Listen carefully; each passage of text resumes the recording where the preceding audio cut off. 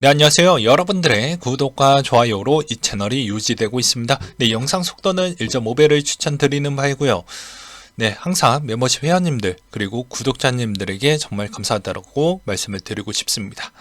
네, 이번에 비트코인 왜 반등을 했는지에 대해서 한번 준비를 해보았고요. 그 뒤로 뭐 여러가지 알트코인 소식과 그리고 월가의 지금의 분위기가 좀 많이 바뀌어 가고 있고요. 그리고 비트코인 상품군이 점차 늘어나고 있다, 이런 이야기를 한번 준비를 해보았으니까 잘 참고하시길 바라겠습니다.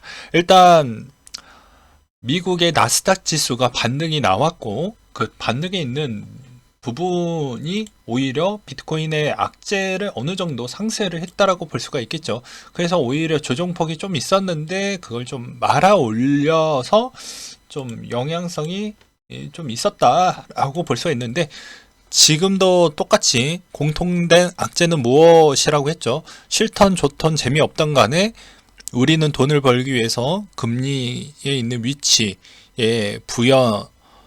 부가적인 효과를 줄 수 있을 만한 내용들은 다 챙겨봐야 된다고 말씀을 드리기도 했습니다. 그렇기 때문에 그 영향성으로 반등이 동일하게 나왔다고 볼 수가 있겠고요.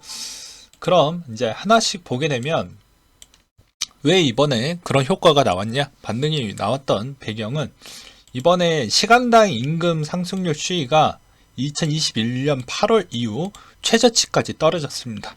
근데 다소 아쉬웠던 건 고용 부분이 생각보다 많이 둔화가 안 되었다. 그러니까 실업률이 많이 늘어나야지 연준이 생각하는 목표 추이에 거의 다다를 건데, 오히려 이번에 반등에 있는 나왔던 여지는 시간당 임금 추이가 여전히 둔화가 됐다라는 게 연준이 생각하는 모델링 쪽으로 좀 더 근접했다, 이렇게 좀 생각이 들어서 조금이나마 긍정적인 이야기가 나올 때마다 어떻게 보면 비트코인도 미국 증시와 거의 유사하게 커플링 돼서 좀 추정하면서 따라가고 있다, 이렇게 보시는 게 맞을 것 같습니다. 아래 그래프를 보시게 되면 더욱더 이해하기가 편하실 것 같은데요. 이게 위에 있는 게 이제 우리가 알고 있는 물가지표, 아래가 이제 임금 상승률 추이인데요. 임금 상승률 추이가 많이 올라가다가 횡보하다가 이제 천천히 내려가고 있습니다. 근데 다소 아쉬운 점이 무엇이냐면 내려가는 폭이 생각보다 더디고 느리다라는 거예요. 이 말의 의미는 연준이 생각하는 그런 전체적인 모델링 중에 하나하나씩 다 부합을 해야 우리는 그 금리를 조정을 할 생각을 갖고 있습니다. 딱 하나만 조건부로 통과가 돼서 금리를 조정을 한다라는 게 아니고, 모든 조건이 다 부합을 해야 거의 유사할 만큼 금리를 조정할 생각을 갖고 있다라는 게 상당히 큰 부분이라고 볼 수가 있겠고요. 이걸로 알 수 있는 건 여전히 하반기에도 마찬가지로 이렇게 더딘 효과를 보여준다라고 하면 고금리 형태로 동결이 들어갈 확률이 매우 높다, 이렇게 보는 게 맞겠죠. 이게 윤리적으로 경제를 보게 되면 답이 없는 게, 자, 누군가는 살고 누군가는 죽여야 됩니다. 그래야 시장에 있는 이런 물가가 클 때는 누구나 다 똑같이 사 먹을 수 있는 환경을 만들면 자멸로 갈 수밖에 없거든요. 왜냐면 통화정책을 쓸 수 있는 상황적 요건을 못 만들게 되면 나중에 또 다른 악재가 나왔을 때 그 카드를 쓸 수가 없기 때문인 것이죠. 그래서 재정정책으로도 한계가 있기 때문에 어쩔 수 없는 환경인데, 이걸 이제 윤리적으로 보게 되면 이게 인간이 할 짓이냐라고 한국 문화에서는 그럴 수도 있을 것 같습니다. 근데 이제 우리는 투자하는 입장이다 보니까 이건 좀 별개로 보시기 바라겠고요. 그 다음으로 보게 되면 다음 주에 이제 여러분들이 가장 중요한 소비자 물가 지수가 나오게 됩니다. 과거 12월 달에 7.1%가 나왔죠. 이번에 내려가는 비중이 어느 위치에 있느냐가 중요하다고 했습니다. 과거 6개월 동안 2% 정도씩 내려왔기 때문에 이번에도 마찬가지로 6개월 동안 몇 퍼센트 내려갈지 대략적으로 예측을 해볼 수가 있겠죠. 그래서 이번에 직전 추이가 얼마만큼 내려갔었을지. 근데 제가 보기에는 아마 12일 날 발표할 때는 비트코인이 크게 반등할 여지가 나올 수 있을 만한 여건을 제가 좀 더 부연 설명을 하도록 하겠습니다. 재미없어도 어쩔 수 없이 공부를 해야 돼요. 보게 되면 중국에 이번에 코로나 확진자 추이가 있었기 때문에 4분기 지표가 이제 막 나오니까 어떻게 보면은 그 영향성으로 인해서 물가의 자극 여력은 둔화됐겠죠. 그러면서 약달러로 갔는데 원자재가 많이 반등을 했지만 불경기 시즌이 빨리 올 것 같다라고 하다 보니까 원자재 시장에 있는 부분도 많이 둔화됐습니다. 둔화되면서 뭐가 있었냐면 에너지 부분이 이제 물가를 많이 잡아놨다고 했는데 미국은 상당히 따뜻하고요. 유럽도 상당히 따뜻해서 천연가스에 있는 부분의 가격이 상당히 둔화가 됐다라는 것이죠. 그래서 어느 정도 에너지도 조금은 해결을 보았다라는 것입니다. 그럼 유가는 좀 애매한 포지션이긴 하지만 단기적으로 소비할 수 있을 만한 패턴이 상당히 많이 줄어들었다라는 건 사실이기 때문에 그런 걸 종합적으로 보았을 때는 좀 소비자 물가 지수 발표할 때 크게 반등할 여지는 저는 나올 것 같다. 그래서 CPI 발표할 때마다 비트코인도 크게 반등할 것입니다. 선물에서 분명히 우리는 11월 11일 날 잊지 말아야 되는 게 FTX 사태 있고 그 다음날 CPI 발표였는데 예상치보다 더 높은 위치에 딱 결과값이 딱 나오니까 어떻게 됐습니까? 그 전날에 있었던 빠졌던 거 다 메꿨잖아요. 그걸 잊지 마셔야 된다라는 것과 그 다음에 월가에 있는 이야기를 좀 해보려고 하는데요. 제가 이야기를 했죠. 저번에도 블랙록 큰 변화를 줄 것이다. 블랙록이 1경 9천조 펀드 투자 옵션에 비트코인을 추가한다라고 했습니다. 이거 상당히 의미가 있다라고 했습니다. 블랙록이 최근에 동향을 또 보게 되면 어떤 부분이 있었냐면 그 전에 이제 사이언티픽에 있는 쪽에서도 이게 얘네가 약간 좀 힘들어하고 있죠. 거기다가 자금 지원도 좀 많이 해주었고 이런 동태를 또 보게 되면 비트코인에 관련되어져 있는 걸 차근차근 준비를 하고 있다. 어떻게 수직 계열화 형태로 준비를 하고 있는 거 아니냐 이런 느낌을 좀 많이 받았고요. 여기에 이제 글로벌 할당 펀드 비중이 생각보다 펀드 규모가 큽니다. 그렇기 때문에 그런 것도 좀 알고 계셔야 될 것 같고요. 그 다음에 웨이브 브릿지 비트코인 파생 상품 CME도 상장을 시키겠다라고 하는데요. 제가 내용을 좀 봤어요. 보니까 이거 주식에 좀 있었던 부분인데 커버드 콜 전략으로 일단 상품 출시를 등록을 하겠다라고 합니다. 대부분 이제 잘 모르시는 분들이 계실까봐 코인만 하시는 분들도 있을 것 같아서 이야기를 하는 것인데요. 보게 되면 커버드 콜 전략은 간단합니다. 이제 옵션 프리미엄을 기존에 있었던 살려고 하는 권리 행사나 팔려고 하는 권리 행사를 갖고 있는 겁니다. 그 전에 이제 기초 자산을 이제 어떻게 구성을 할 거냐에 따라서 달라지게 되는데요.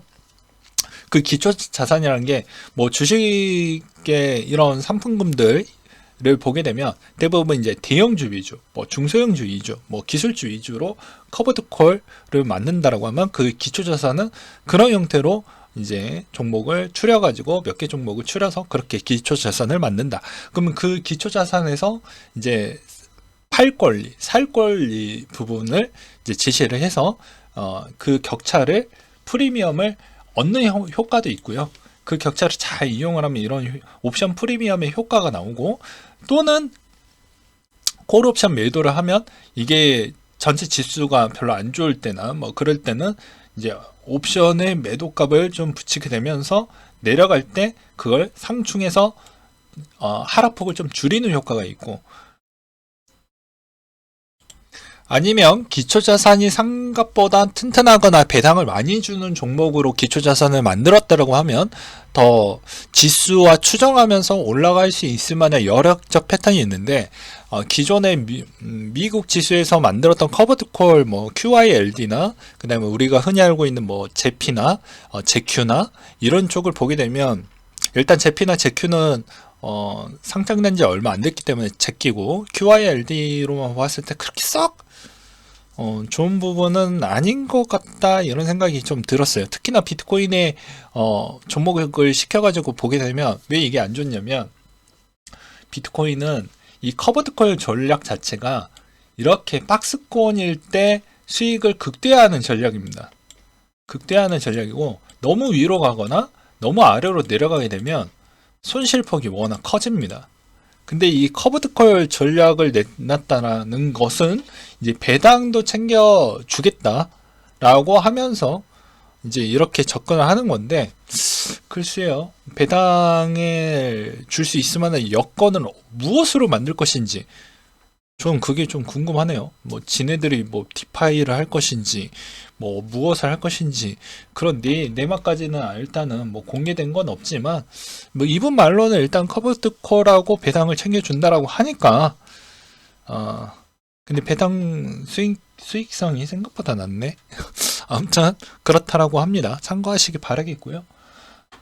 그 다음으로 지난 365일 총수익 기준으로 최고의 블록체인 DF 순위를 보게 되면 뭐 우리가 흔히 보이는 뭐 팬케이크, 뭐 오픈시 뭐 또 보이고 여러 가지 리더도 보이고 와이파이도 보이고 스시도 보이고 1인치도 보이고 메이커다오도 보이고 많이 보이죠? 참고하시기 바라겠고요. 그 다음으로 글로벌 금융회사들이 이때까지 준비했던 사항들을 정리했던 표를 또 이렇게 한번 준비를 해보았습니다. 골드만삭스부터 로빈후드 때까지 해서 자산관리, 자산운용, 수탁 서비스, 트레이닝, 위탁매매, 인프라 조직, 투자 제휴 형태로 해서 지금의 진행적 과정에 있어서 어디까지 진행을 했는지를 알 수가 있겠고요. 우리 지금 설치고 있는 블랙록을 보게 되면 자산관리, 자산운용, 위탁매매, 투자 제휴 부분까지는 일단은 거의 다 좀 준비가 되어져 있구나 정도로 보시면 될 것 같습니다. 그 다음에 무디스가 실버게이트 신용등급을 하향 조정했다라고 하고요. 그레스케일이 인덱스 펀드에서 아발란체나 아르고를 좀 제외를 했다라고 합니다. 뭐 자세한 내용은 또 나온 게 없었고요. 그 다음에 마라톤 디지털의 비트코인 채굴 경쟁력 확보를 하기 위해서 오버클럭킹 테스트를 하고 있다고 하는데, 이 말은 그냥 오버클럭, 그러니까 기존에 내가 힘을 쓰고 있는 게 100이라고 하면, 걷는 게 100이라고 하면 그걸 평상시에도 야 너 걷지 말고 그냥 뛰어, 매번 그냥 계속 뛰어, 24시간 동안 그냥 뛰면서 움직여, 이런 형태이거든요. 오버클럭이라는 게. 그렇게 되면 아무래도 좀 기존에 있었던 그런 제품군들이 빨리 손상이 될 확률이 매우 높습니다. 물론 그게 아슬아슬하게 최적화 구간을 잘 맞추게 되면 더 오래 쓸 수도 있어요. 뭐 보수도 잘하고 정비를 잘한다라고 하면요. 근데 이건 이제 마라톤 디지털의 능력이라고 생각을 하고요. 아무래도 이렇게 하는 건 기존에 있었던 이제 더 이상 마이닝 쪽에 투자하기가 조금 어려운 환경이다라는 걸 몸소 보여주는 부분이라고 저는 생각이 들더라고요. 그 다음에 미국의 뽀글이 형이 사기 피해자를 위한 웹사이트를 개설을 했다라는 내용이 또 나왔고요. 직결이 많이 될수록 우리한테는 좀 우호적인 효과가 나옵니다. 그 다음으로 아크인베스트가 실버게이트 99%를 매각을 했다라고 합니다. 아무래도 정말 좀 문제 있는 건 뭐 아크 누나도 뭐 어떻게 할 수 있는 건 아닌 것 같아요. 그 다음에 마운트콕스, 이 내용도 정말 중요하죠. 네, 마운트콕스 배상 방식이 뭐 1월 10일까지라고 이제 배상 신청 마감일은 1월 10일이라고 했는데 이거 연기를 해서 3월 달로 연기를 했습니다. 3월 10일로 연기를 해서 2달 연기를 했고요. 지급하는 건 저는 오히려 이제 1월 달에 했으니까 못해서 한 3월, 뭐 4월 달, 뭐 늦어지면 5월 달 이렇게 보고 있었는데, 제가 좀 한국식 마인드로 생각을 했던 것 같습니다. 예, 첫 상환일이 7월 달로 했는데 이것도 이제 등록 마감일을 연기를 시켰으니까 뒤로 또 갔겠죠. 그래서 7월 31일부터 9월 30일까지 넉넉하게 좀 주었다. 그렇기 때문에 결과론적으로는 7월 달의 분위기가 많이 영향을 줄 것이다. 그러니까 7월 31일 날부터 상환일이 시작을 한다고 하니까 그 전에 일단 정보를 받았던 사람은 7월 중순 때부터 분위기가 많이 바뀔 겁니다. 그렇기 때문에 여러분들은 7월 달부터 좀 분위기를 잘 보시면서 대응하길 바라겠고요. 그 다음에 카바가 이번에 온체인 다오 개발을 위해서 메인넷 1월 19일 날 출시 계획을 밝혔고요. 이번 업데이트는 온체인 다오 개발에 초점이 맞춰져 있다고 합니다. 그래서 메인넷 핵심 기능으로 코스모스 다오 기술 출시를, 그리고 모듈 10 배포 제어, 카바 다오 등이 강화가 됐다라고 하고요. 그리고 오늘의 암호화폐 시장이라고 해서 저스틴 선의 이제 어그로 트윗이 올라와야 되는데 아직 안 올라오고 있습니다. 이제 주요 논란거리가 요즘 후오비 토큰에 있는 가격 하락도 좀 커졌고요.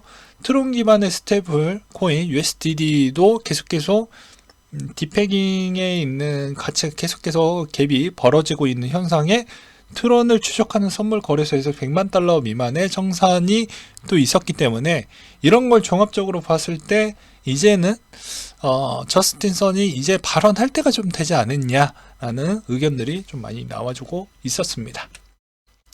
뭐 내일 시간에는 뭐 이 하나 쪽에서 나왔던 내용을 좀 기반으로 또 조사했던 내용들이 좀 있더라고요. 요 기반을 잠깐 설명을 드리는 시간으로 또 준비를 하도록 하겠고요. 약간 오지랖으로 이런 설명을 다시 한번 하고 넘어가도록 하겠습니다. 여러분들은 투자했으면 성공할 때까지 가는 겁니다. 원래 투자라는 게 그런 거예요. 예.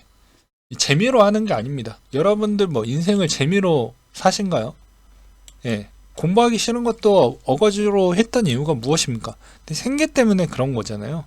그러니까 투자라는 것도 내 인생에 변화를 줄 수 있을 만큼 하려면 내 생계권까지도 여기에 베팅을 하시는 분들이 더 많을 거라고 생각을 합니다. 그러면 재미없어도 하나하나씩 공부를 하면서 내 투자하는 방식에 있는 기준점을 약간씩 이제 새해가 됐으니 다시 한번 정리하고 어떤 방식으로 투자하는 게 조금 더 건강하게 할 것이냐, 아니면 나는 좀 더 모험을 걸 것이냐, 그건 여러분들이 선택을 하겠지만 이 기반적인 이 믿음의 영역이 좀 생기려고 한다고 하면 제가 무언가에 있는 지식이 어느 정도 채워져야 그 믿음이라는 게 생기는 겁니다. 그냥 무한한 믿음을 좀 가져가려고 한다고 하면 어느 정도 내 생계권에 있는 뭐 돈이 정말 많거나 무언가가 좀 내가 뭐 직업이 좀 많이 튼튼하거나 그러면 상관이 없겠죠. 그 직업에 있는 소득이 고소득자이거나 이렇지 않고서는 버티기가 상당히 어려운 코인 시장이라고 볼 수가 있습니다. 그래서 다시 한번 말씀을 드리지만 이 시장은 여전히 열려져 있고 계속 성장을 하고 있습니다. 그거는 팩트인데 여러분들에 있는, 물론 대한민국 사람들의 상당히 성격이 급해요. 네, 급합니다. 그건 인정을 할 수밖에 없어요. 근데 이 지난 이 군대도 2년 잘 갔다 오셨잖아요, 남자분들. 근데 그것도 못 견딘다라고 하면 투자하지 말아야죠, 솔직히 말해서. 그렇기 때문에 투자할 거라고 하면 성공할 때까지 기다릴 줄도 알아야 되고요. 단기간에 절대 돈 벌 수 있는 그런 기회가 왔다라고 해도 그걸 지켜낼 수 있을 만한 힘이 있으려고 하면 고통과 인내를 그 과정을 통해서 어느 정도 체득이 되어야 그것도 지켜낼 수 있을 만한 힘을 다시 한번 갖게 되는 거라고 저는 생각을 합니다. 네. 그렇기 때문에 여러분들은 좀 제가 뭐 희망회로를 드리는 게 아니고 빨리 번 만큼 빨리 잃을 확률도 매우 높기 때문에 이번에는 천천히 돈을 번다라고 생각을 하시면서 접근을 하면 좀 더 내 마음도 편해지고 그 돈을 실제로 돈을 벌었을 때도 지키는 방식과 방법을 알아서 체득을 할 것으로 보여지기 때문에 이런 꼰대스러운 멘트 하고 싶진 않았지만 그래도 계속해서 이렇게 시간 날 때마다 정신적인 교육을 시켜드려야지 제대로 된 투자와 그리고 버틸 수 있을 만한 정신적인 체력이 좀 보충이 될 것 같아가지고 이런 이야기를 좀 했습니다. 네, 이상으로 마치도록 할게요. 항상 도전했으면 성공할 때까지 가는 겁니다.